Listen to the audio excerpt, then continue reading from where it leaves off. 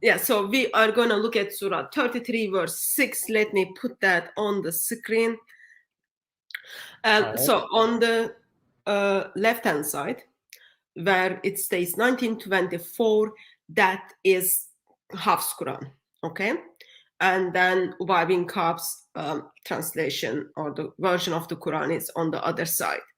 Brother, would you be kind enough and then do the reading for us? Yeah, definitely. It says the prophet is more worthy of the believers than themselves, and his wives are their mothers. Okay, we'll just end there. That's the key part that we want to focus on. Here's the Okay. variant, right? Okay, yeah, go ahead. So the prophet is more worthy of the believers than themselves, Yep. and his wives are their mothers. Yes, that's the key thing that we want to focus on. We can keep reading the whole verse, but anyone who wants to just, pause and read. Okay, now here's Ubay, which is not just unique to Ubay, but we're going to go to Ubay bin Ka'b's right now. The prophet is more worthy of the believers than themselves, and his wives are their mothers, and he is their father. And he is their father. So, So in one Quran, we've got the phrase, he is their father. In other Quran, that phrase is not gone. there. So with glasses, without glasses, that phrase is not there. It's not there. What happened to it? Before what happened to it, why would that be problem, brother? Okay. All right. We know that one of the reasons that you couldn't marry Muhammad's wives after he died, one of the reasons was because they were considered mothers to the believers. And this type of relationship is forbidden in Islam, as I said earlier on. So you couldn't marry one of his wives. I'm just saying this is one of the reasons. There are other reasons, but one of the reasons was because they're considered to be your mother. So that would make their relationship completely forbidden and permissible.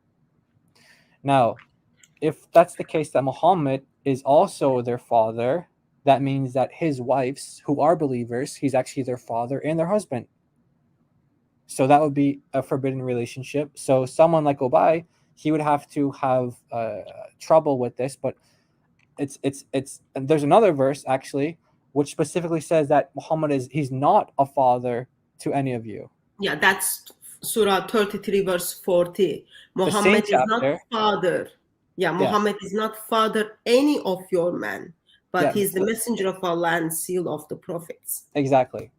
So in Ubay, and we're just dealing with Ubay right now, in his Quran, there is a clear contradiction in verse 6 to verse 40 in the same chapter.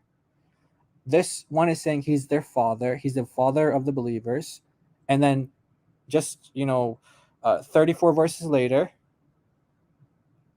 he says that he's not their father of any of them, like the sister just read. So it creates a contradiction. They would create contradiction if Ubay bin Ka'b's Quran survived. Yeah. So it And didn't Ubay survive. is one of the scribes of Muhammad, right? He's one of the scribes of Muhammad.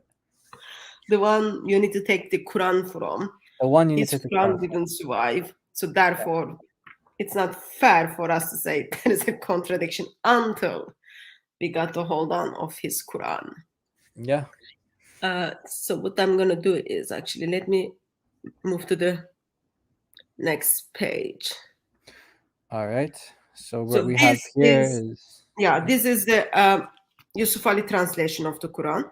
Okay, right. you can see it here. No, I'll hold this one. So you can see in here. This is the translation.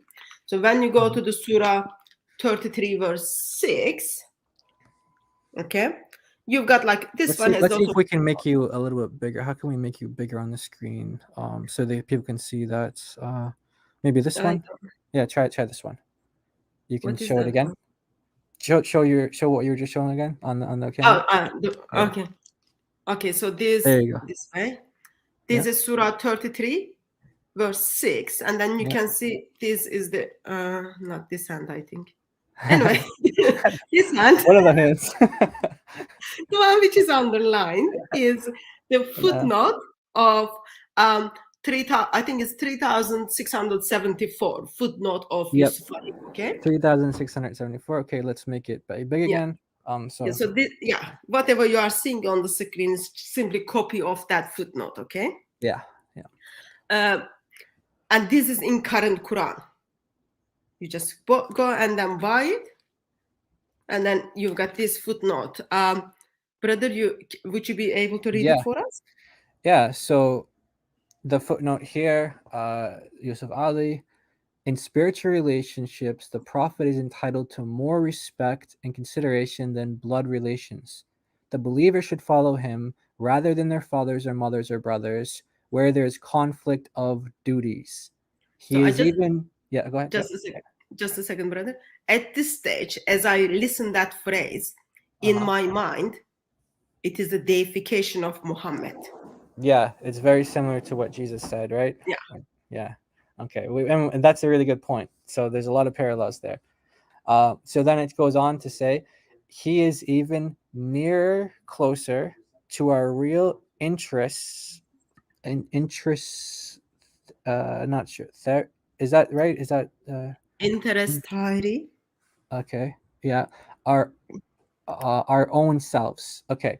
Then it goes on. Here's the underlying part. Here's the key part. Interest in our own self.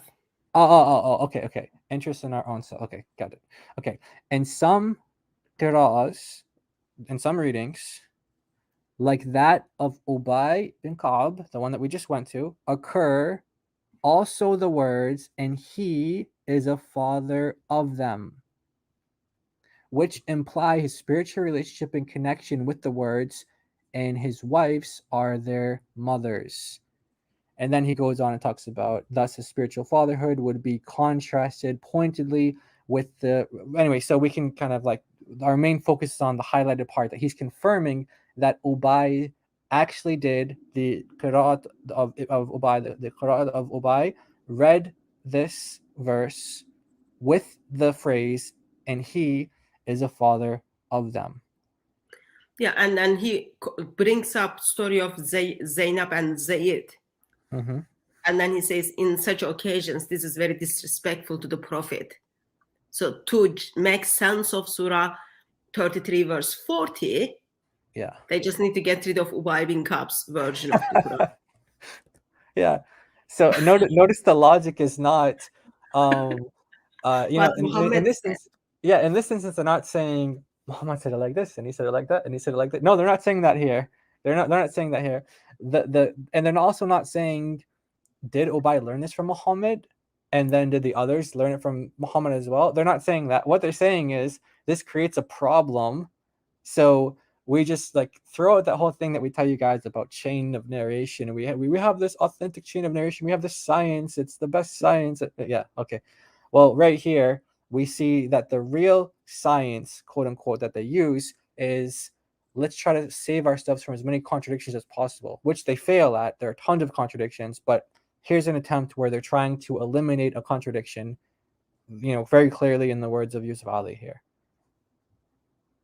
So far, Mr. Yusuf Ali is telling us there is a Quran of Ubay bin Ka'b, and that Quran of Ubay bin Ka'b contains the phrase, their fathers. He's Right. their father. And then now we've got Assad's translation, and then we've got another footnote here. He's telling us he's a bunch of names those people had in their Quran, the phrase, and he's their father. And then what else we have next?